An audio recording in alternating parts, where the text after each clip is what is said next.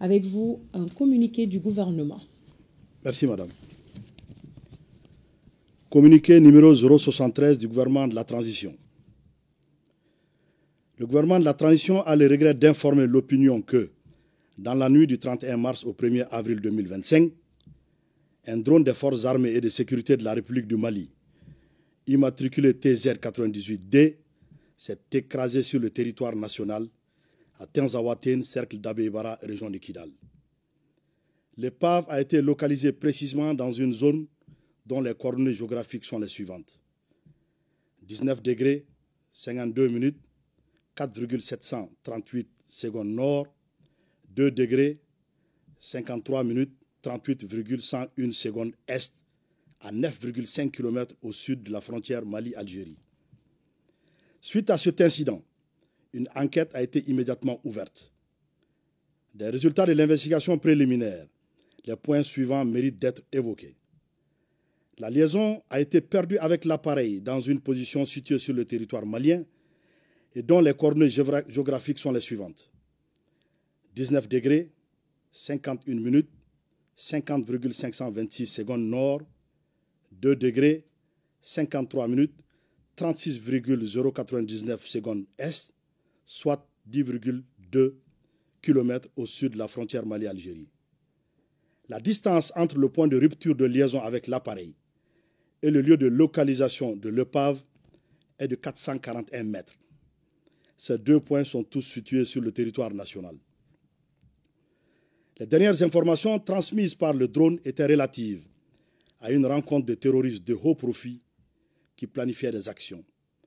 L'aéronef est tombé à la verticale, ce qui, probablement, ne peut s'expliquer que par une action hostile causée par des tirs de missiles sol-air ou air-air.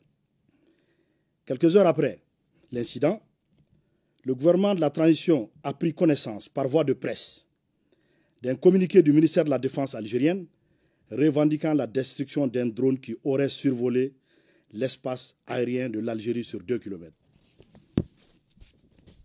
Afin d'approfondir les enquêtes, les autorités maliennes ont demandé aux autorités algériennes de leur fournir des éléments probants étayant la violation de leur espace par un drone de reconnaissance malien.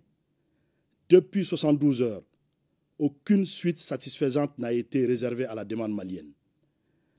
Le gouvernement de la transition conclut avec certitude absolue que le drone des forces armées de sécurité maliennes a été détruit suite à une action hostile préméditée du régime algérien. Cette décision repose sur les éléments ci-après. Le silence coupable du régime algérien accordé à la demande malienne et son refus de coopérer confirment la responsabilité de ce régime qui a tiré sur le drone entraînant sa chute verticale. Les données précises de la trajectoire de l'appareil enregistrées dans le système prouvent sans ambiguïté que l'appareil n'a jamais quitté l'espace aérien de la République du Mali. De surcroît, le point de rupture de liaison du drone et le point de localisation de l'épave sont tous situés sur le territoire national malien. L'absurdité de l'argument de la violation de l'espace aérien algérien sur 2 km, autrement dit, comment l'épave du drone se serait retrouvée au Mali et à 9,5 km de la ligne frontalière si l'appareil avait réellement violé l'espace algérien sur 2 km.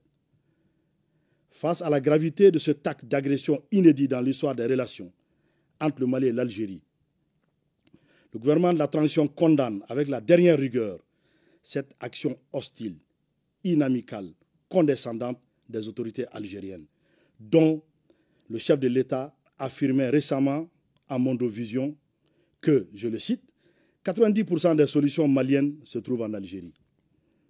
En outre, cet agissement prouve, si besoin en était, que le régime algérien parraine le terrorisme international. En effet, la destruction du drone a clairement pour effet, sinon pour but, d'entraver la neutralisation de groupes armés ayant revendiqué des actes terroristes. Le gouvernement de la transition, en cette triste circonstance, tout en rappelant la teneur de son communiqué numéro 64 du 25 janvier 2024 et celle de l'allocution du Mali lors de la 79e session de l'Assemblée générale des Nations unies, condamne l'attitude du régime algérien qui, en plus de servir de base arrière aux groupes terroristes, s'engage aujourd'hui dans la lutte armée pour perpétrer des agressions contre un État voisin en vue de protéger ses suppôts terroristes. En conséquence, en réponse à cette énième provocation du régime algérien, le gouvernement de la transition décide de 1. Convoquer l'ambassadeur algérien pour protester contre l'hostilité du régime algérien. 2. Se retirer avec effet immédiat du comité d'état-major conjoint CEMOC. 3. Porter plainte devant des instances internationales contre le régime algérien pour acte d'agression. Aussi, le gouvernement de la transition fait remarquer que cette agression flagrante du régime algérien contre le Mali est en contradiction avec la participation effective de la République du Mali à la guerre pour l'indépendance de l'Algérie pour soutenir le Front de Libération Nationale, FLN. Enfin, il demande au régime algérien, exportateur de terrorisme, de cesser d'être une menace à la paix et à la sécurité régionale, puis d'adopter un comportement responsable visant à promouvoir la paix et le développement. Le gouvernement de la transition réitère à la population malienne que rien n'entamera la détermination des forces de défense et de sécurité maliennes sous le leadership de son Excellence le général d'armée Assimi Goïta, président de la transition chef de l'État, à poursuivre et à atteindre le noble objectif d'éradiquer le terrorisme sous toutes ses formes. Suivant cette volonté, dans les heures qui ont suivi l'agression du régime algérien contre le drone malien, d'importantes cibles terroristes ont été frappées avec succès dans la localité de Tinzaouatène et ailleurs sur le territoire malien. Ces opérations vont continuer et pourront s'intensifier selon l'évolution de la situation. Que Dieu bénisse le Mali, préserve les Maliens. Fait à Bamako le 6 avril 2025. Je vous remercie. Merci bien, monsieur.